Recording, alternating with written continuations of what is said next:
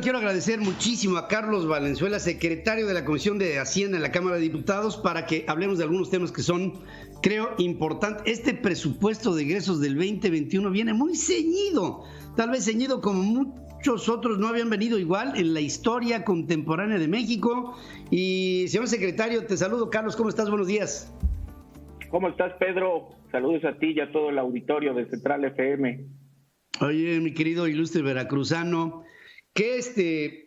dime cuál es la propuesta básica. La entiendo, pero yo quisiera que nuestro público asimilara qué significa esta propuesta de un ingreso básico universal que se discute en el Congreso.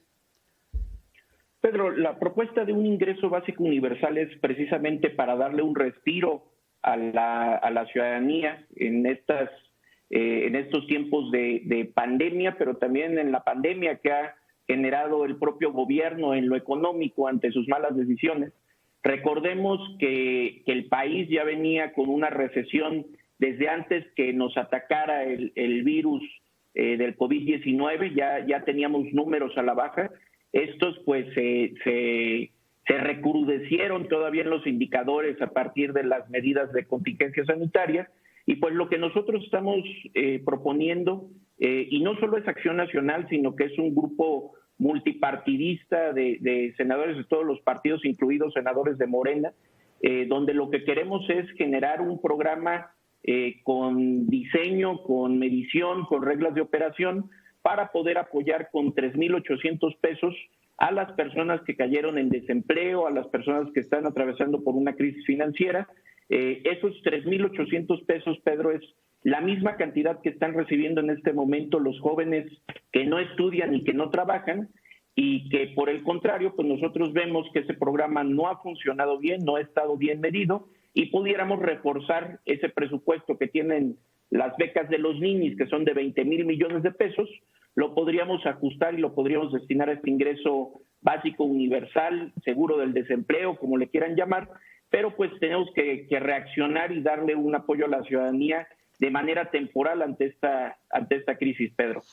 A ver, esa manera temporal sería ¿cuántos meses y cuánto nos costaría por mes? ¿Tenemos ya una idea?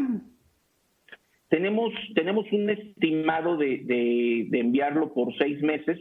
En la pandemia estamos proyectando en una primera etapa estos 20,000 millones de pesos para estos 6 meses, y posteriormente un aumento dependiendo de los ajustes que se puedan hacer en el presupuesto, que como tú lo decías, Pedro, en los últimos 30 años del país no se había tenido un presupuesto tan ajustado, un presupuesto donde ahora sí va a haber déficit.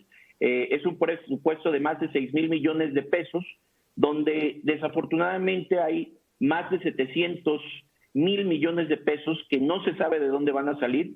Siguen presentando indicadores contrarios a la realidad, siguen poniendo el peso muy alto, el costo del barril de petróleo muy alto.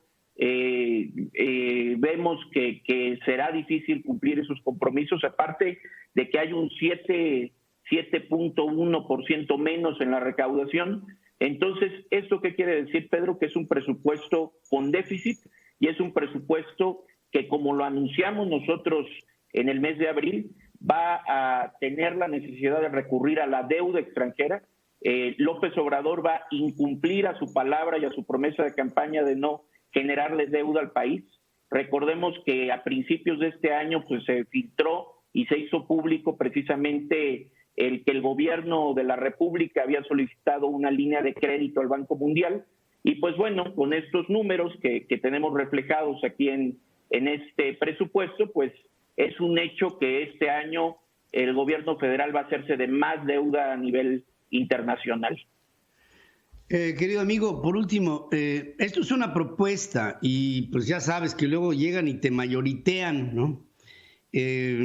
Hay la viabilidad en el Pleno de que esto pase. ¿Lo ves con ojos de probable o lo ves con ojos de un sueño? Lo vemos con mucha probabilidad, Pedro.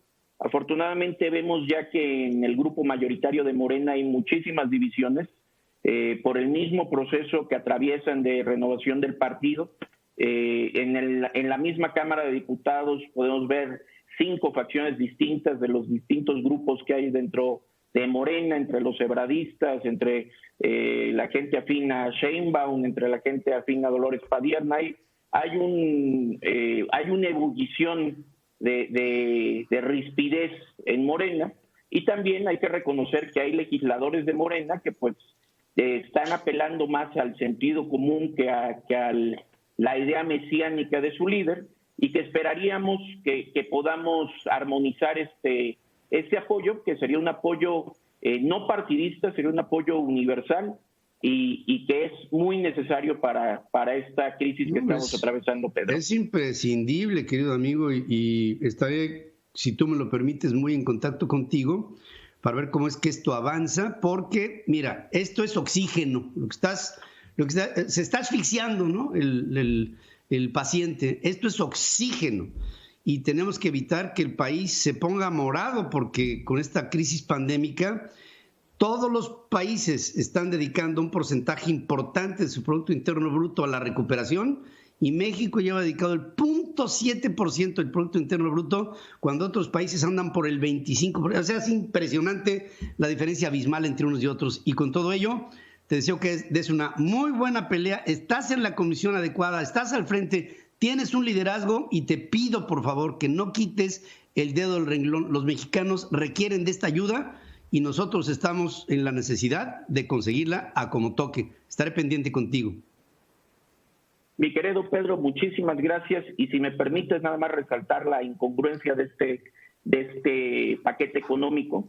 En medio de una crisis epidemiológica y con la necesidad de una vacuna masiva para el próximo año, vemos que el gobierno federal responde al sector médico con una reducción en el Programa Nacional de Vacunación, con una reducción al programa de vigilancia epidemiológica. Quienes nos escuchan en las zonas de costa y tropicales son las brigadas que se dedican a matar el dengue, a generar las fumigaciones, y que algo que también vemos lamentable es que en ningún rubro específico están generando el ahorro o la partida para poder hacer la compra de las unidades de vacunas de COVID-19. Es lamentable, es irresponsable ver cómo el gobierno prefiere destinarle recursos al Tren Maya en lugar de la salud de los mexicanos.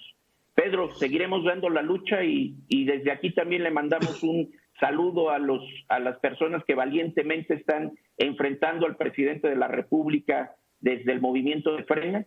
Somos muchos los mexicanos que estamos con ustedes, y desde acá nos tenemos que sumar toda la oposición en México para hacer a un lado este mal gobierno, mi estimado Pedro.